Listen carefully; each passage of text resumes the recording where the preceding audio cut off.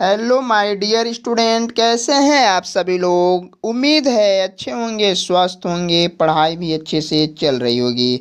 इस वीडियो में फिजिक्स का चैप्टर 1 और 2 को वन शॉट में कंप्लीट करेंगे। एमपी बोर्ड के 2 नंबर के जितने भी अति महत्वपूर्ण क्वेश्चन आते हैं एग्जाम में उसको डिटेल से समझेंगे। यदि यह मेरा यूट्यूब का पहला वीडियो, चैनल पे नए हो तो चैनल को सब्सक्राइब कर लीजिए और ताकि इस प्रकार का नोटिफिकेशन वीडियोस आप तक पहुंचिए जल्दी से जल्द। वीडियो को शेयर। तो एमपी बोर्ड क्लास 12 फिजिक्स का 1 से 2 चैप्टर का पूरा हम इस वीडियो में डिटेल करेंगे। तो पहला क्वेश्चन है हमारा आवेश का क्वांटीकरण। आवेश के क्वांटीकरण से क्या तात्पर्य है और सूत्र सही समझाइए। वेरी इंपॉर्टेंट क्वेश्चन है, इस वर्ष देखने को मिल जाएगा 2026 बोर्ड एग्जाम में। चलिए इसका आंसर देख लेते हैं। वैद्युत आवेश का क्वांटीकरण से क्या तात्पर्य है, मेरा पहला क्वेश्चन है, यही है आंसर इसका। प्रकृति में आवेश सदैव एक निश्चित न्यूनतम मान के पूर्णगुणज होता है। दो सजातीय आवेश के बीच प्रतिकर्षण, सजातीय आवेश के बीच प्रतिकर्षण, विजातीय आवेश के बीच आकर्षण होता है। इसे आवेश का क्वांटीकरण कहते हैं। फार्मूला भी पूछता है एग्जाम में, तो Q बराबर प्लस माइनस यानी होता है, जहाँ n बराबर प्राकृत संख्या होती है 1 2 3। अब आवेश का SI मात्रक कूलाम होता है। अब सेकंड क्वेश्चन है, विद्युत क्षेत्र की परिभाषा और तीव्रता, मात्रक तथा बीम ये सूत्र लिखना है। विद्युत क्षेत्र की तीव्रता के हम परिभाषा अभी देखते हैं। चलिए, विद्युत क्षेत्र की परिभाषा है, किसी विद्युत आवेश के चारों ओर का वह क्षेत्र जहां कोई आवेश रखने पर आकर्षण या प्रतिकर्षण बल अनुभव करता है विद्युत क्षेत्र कहलाता है। आसान परिभाषा है। अब इनके मात्रक की बात कर लेते हैं। मात्रक होता है इनका न्यूटन बटे कूलाम और बीम ये सूत्र होता है mlt-3/A1। इनका बीम ये सूत्र की बात कर दे तो mlt-3/A1। अब तीसरा क्वेश्चन है, दो विद्युत क्षेत्र रेखाएं एक दूसरे को कभी नहीं काटती हैं। क्यों नहीं काटती हैं, यह भी अति महत्वपूर्ण क्वेश्चन है। ये भी कई बार पूछा गया है, 2023 में, 2024 में। यही है क्वेश्चन, क्या कारण है दो विद्युत क्षेत्र रेखाएं एक दूसरे को कभी नहीं काटती हैं। दो विद्युत क्षेत्र रेखाएं एक दूसरे को कभी नहीं काटती हैं।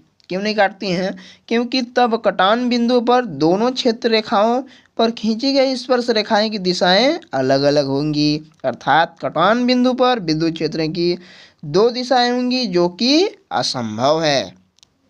अब चौथा क्वेश्चन है, विद्युत फलक से किससे क्या तात्पर्य है। एसआई पद्धति में मात्रक तथा बीम सूत्र है। ये भी वेरी इंपॉर्टेंट क्वेश्चन है, इस वर्ष 2025 बोर्ड में देखने को मिलेगा। एमपी बोर्ड वालों के लिए ना हो तो शर्त लगा लीजिए, विद्युत फलक से क्या तात्पर्य है, एसआई पद्धति और मात्रक। चलिए इसकी आंसर देख लेते हैं। वैद्युत फलक की परिभाषा की बात कर दें तो वैद्युत क्षेत्र में स्थित किसी पृष्ठ से अभिलंबवत दिशा में गुजरने वाली कुल विद्युत क्षेत्र में रेखाओं की संख्या को उस पृष्ठ से संबंध विद्युत फलक से कहते हैं। इसे हम फाई से दर्शाते हैं। किससे दर्शाते हैं, यही है फाई। फाई का प्रतीक होता है ऐसे करके, फाई से प्रदर्शित करते हैं। अब इसमें नोट करने वाली बात है कि विद्युत फलक एक अदिश राशि है और यह धनात्मक, ऋणात्मक, शून्य कुछ भी हो सकता है। यह सत्य सत्य में पूछ सकता है। और इनकी फार्मूला होती है फाई बराबर EDS cos थीटा। अब ऐसा ही पद्धति में इनकी मात्रक भी पूछा है तो न्यूटन गुणे मीटर स्क्वायर बटे कूलाम होता है। बीम ये सूत्र है ml3T-3A1 होता है। विद्युत क्षेत्र रेखाएं बंद लूप नहीं बनाती हैं, क्यों। चलिए इसका भी आंसर देख लेते हैं। क्योंकि एक अकेला आवेश संभव है। विद्युत क्षेत्र रेखाएं धनावेश से निकलती हैं तथा ऋणावेश पर समाप्त हो जाती है। वेरी इंपॉर्टेंट क्वेश्चंस है, very very very important questions. अब आता है हर साल पूछे जाने वाला क्वेश्चन। क्वेश्चन नंबर 6 है, विद्युत क्षेत्र रेखाएं के 4 गुण लिखिए। विद्युत क्षेत्र रेखाओं के 4 गुण। विद्युत क्षेत्र रेखाएं धन आवेश से उत्पन्न होती हैं और ऋण आवेश पर समाप्त हो जाती हैं। विद्युत क्षेत्र रेखाएं किसी भी बिंदु पर खींची गई स्पर्श रेखाएं उस बिंदु पर धन आवेश पर लगने वाले बल अर्थात विद्युत क्षेत्र की दिशा प्रदर्शित करती हैं। थर्ड नंबर है, विद्युत क्षेत्र रेखाएं बंद वक्र न होकर खुले वक्राकार होती हैं। दो विद्युत क्षेत्र रेखाएं एक दूसरे को कभी नहीं काटती हैं। अब नेक्स्ट क्वेश्चन है क्वेश्चन नंबर 7, समविभव पृष्ठ किसे कहते हैं? दो विशेषताएं लिखिए। समविभव पृष्ठ को उस पृष्ठ को कहते हैं जिसके प्रत्येक बिंदु पर विभव समान होता है, उसे समविभव पृष्ठ कहते हैं। चलिए एक बार और सुन लेते हैं। समविभव पृष्ठ उस पृष्ठ को कहते हैं जिसके प्रत्येक बिंदु पर विभव समान होता है, उसके समविभव पृष्ठ कहते हैं। विभव समान V बराबर 1/4πε0 Q/R होता है। इनके गुण की बात कर लें तो गुण भी बहुत महत्वपूर्ण है, हर एग्जाम में पूछे जाते हैं। हर एग्जाम की बात करें तो बोर्ड एग्जाम में पूछा जाएगा। समविभव पृष्ठ के सदैव विद्युत क्षेत्र रेखाओं के लंबवत होती हैं, पहला याद तो हो ही जाएगा। दूसरा है किसी विद्युत चालक का पृष्ठ समविभव पृष्ठ होता है। तीसरा है दो समविभव पृष्ठ एक दूसरे को कभी नहीं काटते हैं। यदि समविभव पृष्ठ एक दूसरे को काटते हैं तो प्रतिच्छेदन बिंदु पर, जो प्रतिच्छेदन बिंदु होता है यहाँ पे ये बिंदु पर प्रतिच्छेद बिंदु पर विभव दो मान होंगे, संभव नहीं है, यह संभव नहीं है। चौथा नंबर है समविभव पृष्ठ में एकांक धनावेश या परीक्षण आवेश को एक बिंदु से दूसरे बिंदु तक जाने में कोई कार्य नहीं करना पड़ता है। मोस्ट है, इंपॉर्टेंट है, ध्यान से पढ़िए। क्या दो समविभव पृष्ठ परस्पर काटते हैं कि नहीं, इसका भी हम देख लेते हैं औपचारिक रूप से आंसर।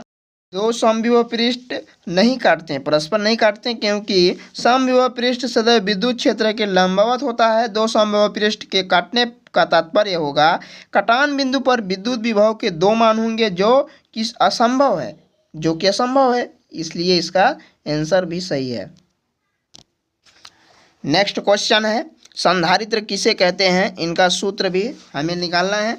तो संधारित्र किसे कहते हैं? संधारित्र वह युक्ति है जिसके चालक के आकार में वृद्धि किए बिना, वृद्धि मतलब बढ़ाए बिना धारिता को बढ़ाई जा सकती है, उसे हम संधारित्र कहते हैं।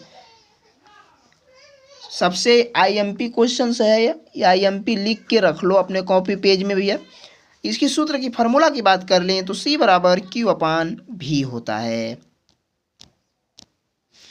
अब अगला क्वेश्चन है धारिता किसे कहते हैं और इसका मात्रक भी हमें समझाना है। सबसे IMP क्वेश्चन है, चलिए देख लेते हैं इसका भी।